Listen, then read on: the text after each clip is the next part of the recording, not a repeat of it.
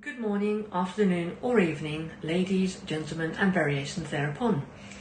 Welcome to Nagase's Gran Turismo 7 channel, where I'll be showing you the exploits of a casual non-top split player in some of the rather interesting lobby races. Without further ado, let's get started. And so we come to the classic Dragon Trail race, where I've qualified again in second place with Crazy Jimmy in first. With a name like that does make you wonder what his antics will be, or he could be a surprisingly clean driver. We'll have to see. The Corvette, great acceleration, but seems to have broken pretty early at the first corner there, so being able to pull away. Shifting up early there, just a bit of traction at the corner to stop the back end spinning.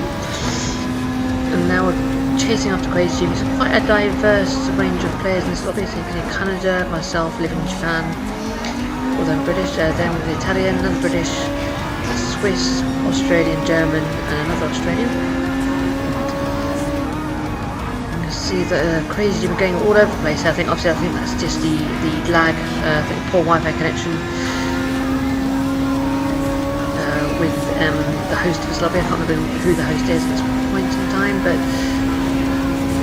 so we have to be kind of careful if we do go for an overtake. He seems to have gone a little bit wider here, so I think we can go up the inside. I'm going to leave plenty of distance because I think his car is moving all over the place, so it could easily bump into mine. Went a bit too hard over that curve there, and I'm always a little bit cautious through Death Chicane, especially with the Volkswagen Beetle. I do love the Beetle, Group 3 Beetle, but not that great over the curb, so I'm always a little bit cautious there. And I'm taking the inside defensive line here because I'm wondering whether Crazy Jimmy is going to send it up the inside. He doesn't, so we managed to come out that corner. I'm surprised I was able to accelerate away there despite having a tighter line. I do find I'm able to do that in the Beetle because it does have great kind of initial acceleration at the corners, especially up slow corners. So that's pretty good. Now coming into the first corner, we'll take the regular line. I think it's a bit too far, but I think I've turned it a little earlier there just to kind of cover that line. Does mean the exit was a little bit compromised, but we seem to have maintained that distance. The little lift there, probably didn't need to search, but just to make sure we don't run wide. Very easy to make a bad mistake. Just lose the back end there for a bit, but managed to catch it. Fastest second sector, but that's to be expected. In the second laps, everyone will have purple sectors after the first lap, which is obviously a lot slower because of the start. But we seem to have pulled a bit of a back gap here. I think the Beetle is pretty good through that back section. It doesn't really understeer, whereas some of the other cars can kind of easily understeer and run wide. But you see a Crazy Jimmy, he's closed up. I think maybe the slipstream or the Aston Martin does a great, I think it's Aston Martin, great straight line speed, especially in the first half. I think it kind of runs up top speed towards the end, but I think on track of this length, or the straight to this length, when he's bumped into me, I think that could be the lag again. That was a bit of a hairy moment there. I don't know if you can hear that V12 engine. I think it's V12 engine in the Aston Martin, but we seem to be able to have hung it around the outside there, which I was quite surprised. I thought he was going to lag into me, and you see he kind of bumped into me there, but no harm done. And he seems, I thought he would go straight past me there, he would outdrag me quite easily, but he seems to still be behind. When you take the inside, go down to second to get that rotation with the inside line. It's another little friendly bump, shall we say, coming out of the first and second corners there. We seem to have pulled up a little bit more of a gap again, so we go through a little bit more speed this time, come through this corner like care. We're very easy to lose it here, lose it completely, or just kind of get the rear squirming a little bit and compromising your speed all the way through this section. But we seem to have got through that. I think second and third are starting to fight now, so that will help me. You can see they're losing quite a lot of time there. I've pulled up quite a bit of a gap already through that kind of fast sweeping section. And it looks like second and third are battling now. Second, he's going defensive with a Corvette in third. And it looks like a bit of a kerfuffle there. They seem to have crashed. Yeah. Although I think Crazy Jimmy's still behind. but he seems to have lost time just making up the curve. But oh, King Dark now in second. So Crazy Jimmy, maybe he died at Death Chicane. Maybe we'll look back at the replay of that to see what happened there, because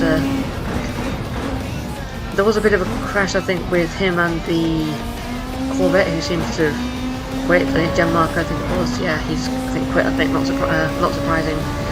So it seemed like he was having a reasonable race. He was challenging for second, possibly could have gone for me in first, but I'm not sure he was pushed up to I don't think it probably wasn't deliberately. I think, yeah, King Jimmy, he was just like lagging all over the place. So I think that was a bit of a unfortunate incident there.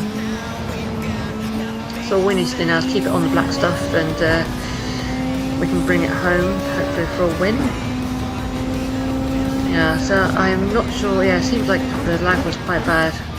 Well, there is a Big Fish Mac guy here, so maybe he's a host and it's the McDonald's Wi-Fi that's causing the weird lag. Because what I tend to find is, obviously your own connection does matter, but I tend to find what influences the kind of lag or kind of issues with the room the most is the host connection. So if the host has a bad connection, you can have the most amazing connection, but the cars will often still lag and shake all over the place, which can make racing quite difficult. And it's quite apparent when you watch a replay of somebody else. So obviously when you watch a replay, your own car will look totally fine because it's on your own PS5, but you see so many other cars and they're just like shaking all over the place, and you wonder how the hell they're running. It's even difficult, like sometimes if I come across against a really fast person in a lobby and I want to see how they run, sometimes the lag is so bad in the kind of regular lobbies that you can't work out what they're doing, because like it will look like they overshoot the corner and suddenly they'll appear in another section of the corner and accelerate out, so you really don't know what's going on. But yeah, that's the excitement of lobbies, I suppose. You never know what you're quite going to get, and obviously you don't have the pressure of DR, so it's a bit of a gamble with lobbies. You can get a punt fest, but I have found actually with more often than not I've had reasonable races actually, so even this race was a bit of argy-bargy there, but I think it was more the lag than anything else. And I think compared to Gran Turismo Sport, there's a lot less people kind of just deliberately punting off. I mean, maybe because in terms of time zone, I tend to race Japanese and East Asian races more. Maybe the region is a bit less don't want to say dirty, but yeah, a bit less chaotic than some of the other regions. I don't know, maybe not. I'm not sure if that's the case, but maybe if anyone in the comments wants to make a comment about that, then do let me know. But I have found the quality of the racing, even in the lobbies, when it kind of works, it's actually been pretty reasonable, considering, you know, that anyone can come on this game. So, you know, you can have little kids playing, you can have anyone playing. Considering that, most of the racing has been pretty reasonable, and you get a fairly good line through that Death Chicane there. Yeah, racing has been pretty good, so quite happy with that. And yeah, it looks like King Dog was not able to catch up, so come out the last corner. Oh god, I was so terrified that I was losing the last corner, but managed to keep it there for a win. So, see you next time. Oh, but no, before that, we'll just have a look and see what on earth happened. Right, so you see Gianmarco and Crazy Jimmy here. So, yeah, Gianmarco's on the left. Oh, I like that livery actually, Corvette. So you've got ahead, he's actually got great, and Crazy Jimmy tries to kind of fight back, and he's pushed them wide, but the. Oh, nice. All of a sudden he just randomly decides. I think, again, that's the lag, I think. And then what does Crazy Jimmy do here? I think so. He just stops. So I think, yeah, that must not be intentional. I think he intended to let him back through, but then he quit. So there was no point in it. But yeah, let's see from Crazy Jimmy's point of view what happened. So he goes in, he brakes, and it's kind of distorted. But you can't really tell what's actually where his car actually is because of that weird lag.